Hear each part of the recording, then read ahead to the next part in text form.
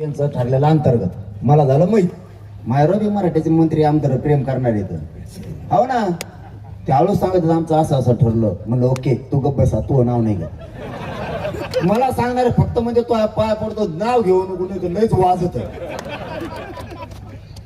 अधिकारी माझ्यावर माया करते कारण मी त्यांच्या लेकरा बाळासाठी लढतोय तेही काय ठरलं हळूच सांगते यांचं ठरलं मुंबईच्या बाहेर जायचं नाही आणि मराठ्याच्या पोराचा अवतार बघितला फडणवीस 11 वाजताच नागपूर शिंदे साहेब आले म्हणले फडणवीस साहेब कुठे गेले ते म्हणले नागपूर ते म्हणले दौरे तर कोणाच येत नाहीत नागपूरला काय गेले ते म्हणले काय माहिती अंतर्गत काही असण्याची शक्यता आहे ठीक आहे म्हणले ते म्हणले मी चाललो मग दरेगाव शिंदे साहेब फरार खोटं बोलत असलो ना तर लोकेशन काढा त्यांची अजित दादा आले अरे ते म्हणले फडणवीस साहेब एकनाथ शिंदे साहेब कुठे ते म्हणले ते गेले दरेगावला नागपूरला आणि ते म्हणले मला रट्टे काल ठेवलं काय एकट्या लिहिलं मी बी चाललो म्हणले मग तिकडे पुण्याला सगळेच बाहेर बावनकुळ्या मराठ्याचा नाद करू नको तुला गाडी सुद्धा बसून द्यायचं रे मराठी तुला हुरळ कळत नसतं हुरळ कशाला म्हणते एका माग लागला ना तुला कास सुद्धा खाली नाही करून द्यायची गल्लीतून सुद्धा पळायला जागा नाही पुन्हा नादी लागू नको बर का चूक सुधरे हो माझ्या समाजाच्या लेकरा बाळाचा वाटोळा करायचा अधिकार तुला नाहीये सावध होय इतका पापी वागू नको पातक तुझ्या डोक्यावर घेऊ नको बावनकुळ्या माझ्या समाजानं लय खस्ता खाल्ला त्या जगासाठी या देशाचा अन्याय बंद व्हावा म्हणून माझ्या मराठ्यांनी रक्त सांडलंय मराठ्यांची जात सोपी नाही अफगाणिस्तानापर्यंत हाणीत गेलेली आहे इतके हानीत होते हाणायचं संपलं तरी हानीतच होते पुढे गेल्यावर त्यांना कोणतरी म्हणलं इकडे अफगाणिस्तान लागलंय मग पानिपतला येऊन हरियाणाला थांबले म्हणले जर माघारी आले तर पुन्हा एकदा कुटू तिथंच राहिले ते आपलेच भाव आहेत ते महाराष्ट्रातले तू आमचा नाद नको करू तू 52 कुळात येते कुळाच नाही जगात आम्ही 96 कुळाचे लोक तू सुधार फटके जर सापडायला लय कुंभा लागतो यांचा डोकं टॅप्या ठेवून काम कर मराठ्यांचं वाटलं होऊ देऊ नका जातीचा उपकार मानायचा शिका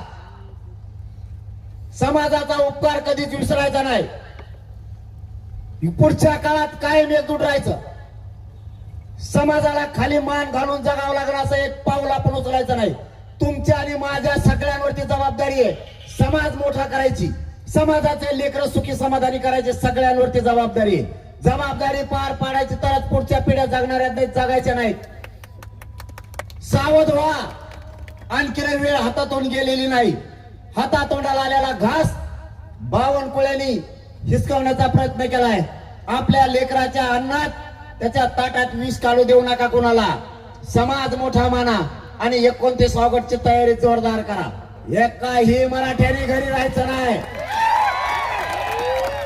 मी तिथं जीवाची बाजी लावून लढणार आहे वेळेप्रसंगी मरण आलं तरी पत्करायला तयार आहे समाजापेक्षा मोठं मला कोणी नाहीये समाज मी प्रथम मानलेला आहे फक्त तुमच्यावरती जबाबदारी आजपासून सगळ्यांनी पुरा महाराष्ट्र जागा करायचा आपण आपले मोबाईल चालवायचे सगळ्या पोस्ट सोडायच्या आणि जेवढे फोन नंबर तुमच्याजवळ आहेत तेवढ्या पाहुण्या रावळ्यांना राज्यातल्या सांगायचं आंतरवालीला एक दिवस का होईना आंदोलनाला फक्त भेट द्यायला जा मग मी बघतोय कसं काय देत नाहीत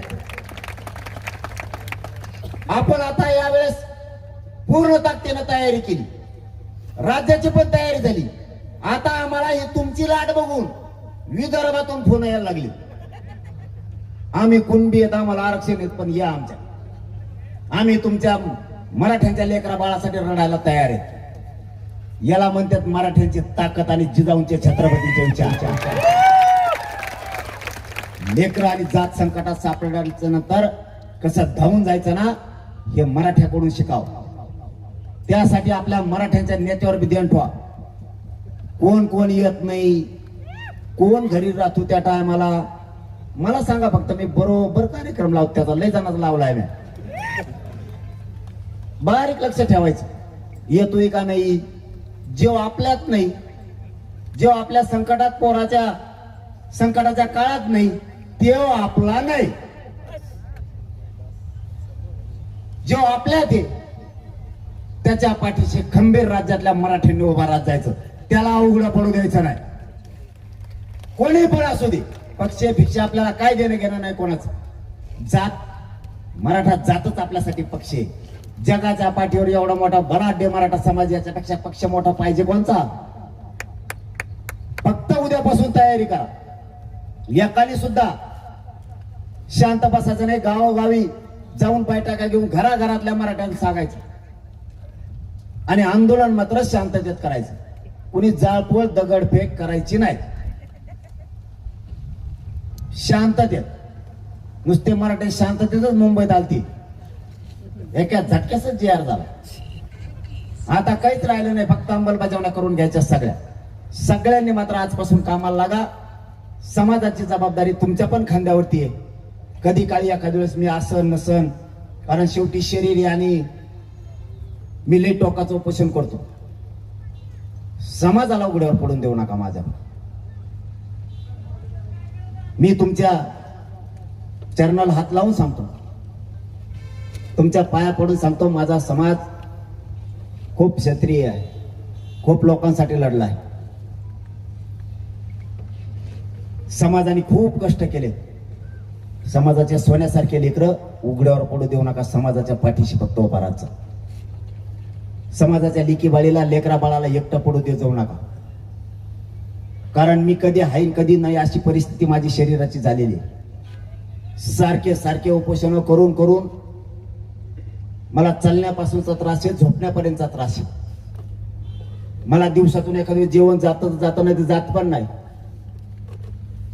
मी सत्य हकीकत माझ्या समाजासमोर मांडणार आहे. कधी समाजाला अर्धवट सोडत जाऊ नका. समाजातून काही